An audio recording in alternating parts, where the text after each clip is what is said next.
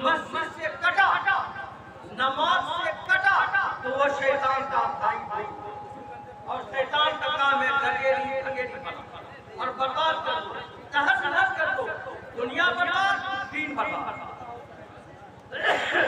बात कब समझेगा, कैसे समझेगा? समाज के बड़े छोटे से डर रहे हैं, रोक नहीं रहे हैं। गार्जियन अपने बच्चों को नहीं तंबीह कर रहा है, माएँ अपनी बेटियों को नहीं समझा रही है, सब का सब एक दूसरे से बिल्कुल बेनियाज। पहले टोला मोहल्ला में बुरा लगता था, बातें होती थी, बुढ़िया दादी घर में समझाती थी, किससे कहानी सुनाती थी, कलमा सिखाती थी, बतलाती थी। गाँव देहात में लोग बैठते थे, नस्ल की नस्ल बातें होती रहती थी, क्या क्या बातें होती रहती थी। आज उन तमाम नस्लों पर पानी फेरकर सबके हाथ में मोबाइल है और सबका सब बर्बाद, सबका सब बर्बाद। कैसे काम चलेगा? तो सबसे पहला खर्च जो सबसे ज्यादा अहम है, सबसे ज्यादा जरूरी है, वो है नमाज। अगर नमाज पर आप मजबूती से कायम हो गए, चाहे खेत में हो, मार्केट में हो, दुकान पे हो या घर पे हो, कहीं भी हो, जहाँ वक्त आए, जिस वक्त मौका मिले, आप वही नमाज अदा कर ले, तो अल्लाह ताला खुश होगा। अब फिर वो जिंदगी आएगी कि इंशाअल्लाह कोई हमें हिला नहीं सकता। हमारी बदअमली, हमारी बदकिरदारी, ये तमाम की तमाम मुसीबतों का की वजह है, सबब है और जरिया। उसके बाद रमजान के रोजे रखना, जिसके पास अल्लाह ताला ने दौलत दिया वो मक्का जा सकता है, तो उस पर जिंदगी में एक मर्तबा पढ़।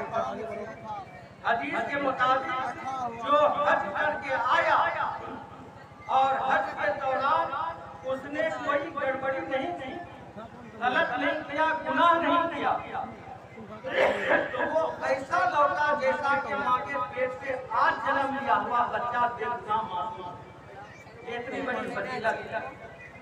और जिस पर हज फर्ज है वो हज कर सकता है, 5 लाख रुपए खर्च कर सकता है, और उसने डीजे में खर्च किया, सुहाना में खर्च किया, दूसरे जरूरियात में खर्च कर दिया, और कंजूसी से, वकीली से, बुखल की वजह से या किसी की वजह से वो अल्लाह का ये फर्ज अदा नहीं किया, और बगैर किसी रुकावट के वो मालदार हज किए बगैर मर गया, तो नबी पाक सल्लल्लाहु अलैहि वसल्लम ने फरमाया वो यहूदी होकर मर जाए, वो नसरानी होकर मर जाए, अल्लाह इतनी बड़ी बड़ी नबी पाक सल्लल्लाहु अलैहि वसल्लम ने सुनाई ऐसे दौलतमंद मुसलमानों कि हज फर्ज हो जाए और बिना किसी मजबूरी के वो हज किए बगैर मर जाए, तो चाहे यहूदी होकर उसकी रूह निकल जाए, नसरानी होकर उसकी रूह निकल जाए, अल्लाह को कोई परवाह नहीं। इतनी बड़ी गलती। उसके बाद तो ये नमाज है, रोजा है और हज है।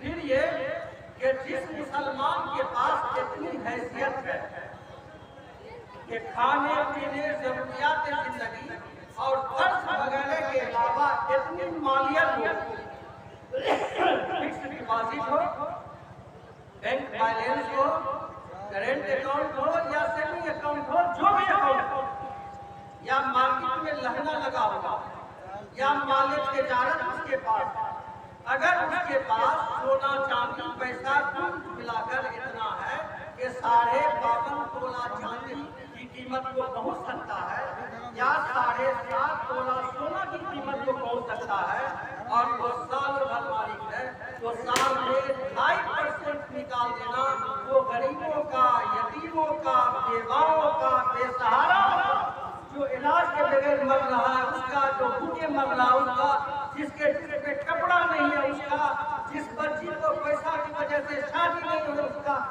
गरीबों का हक है, 2.5% निकाल दो, और नहीं तो 2.5% नहीं निकालने की वजह से 97.5 रुपया भी गलत हो जाएगा नफा। वो अल्लाह का बाहर ये नमाज, रोजा, हज और ज़कात इसको मानना भी है, तस्लीम भी करना कि ये फर्ज है और फर्ज ऐन है, और इसके मुताबिक अमल भी करना पड़ेगा। यह है इस्लाम। अपने आप को इताअत और बंदगी में जिंदगी गुजारना और नबी पाक सल्लल्लाहु अलैहि वसल्लम की सीरत को अपनी जिंदगी में लाना, यही मकसद होता है। और इसीलिए लिखा जाता है सीरत नबी का जलसा है, यानी आइए बैठिए, बैठिए भी नबी की सीरत की तरह, बातें भी वो नबी की सीरत की तरह, और सारे लोग भी नबी की सीरत ही पर रहे और नियत दुरुस्त कर ले। हम ये नहीं देखने आए हैं कि फलां साहब आए, कोई उनकी वजह से आए, कोई उनको सुनने आए, कोई उनको सुनना है। अल्लाह के बंदो इतना ज्यादा खर्च किया है, इतना इंतजाम किया है, तो इसलिए आइए कि हमारा ईमान बन जाए, हमारी रूह को कुछ ईमानी ताज़गी नसीब हो जाए। और आज तक जो हमारे कदम गलत थे, हमारी जिंदगी गलत थी, हम उस जिंदगी से मुंह मोड़ करके उस रास्ते और उस दिशा में अपनी जिंदगी में जाएंगे जिसको नबी पाक सल्लल्लाहु अलैहि वसल्लम ने हमें बताया है और जिसके लिए आप इस दुनिया में तशरीफ लाए थे, और जिस जिंदगी से खुदावंद ने खुश राजी है। अगर ये इख्तिलाफ लाने की नियत की, हमने अपनी जिंदगी को मोड़ने की कोशिश की, तब तो समझेंगे कामयाबी है, वरना कोई हासिल नहीं होगा। अल्लाह ताला हम सबों को सलाह की तौफीक अता फरमाए, आमाल सालिहा की तौफीक अता फरमाए। जब तक जिंदगी इस दुनिया की हो तो अल्लाह ताला इस्लाम पर कायम रखे, और जब भी मौत आए, जहाँ भी आए, जिस हाल में भी आए, अल्लाह ताला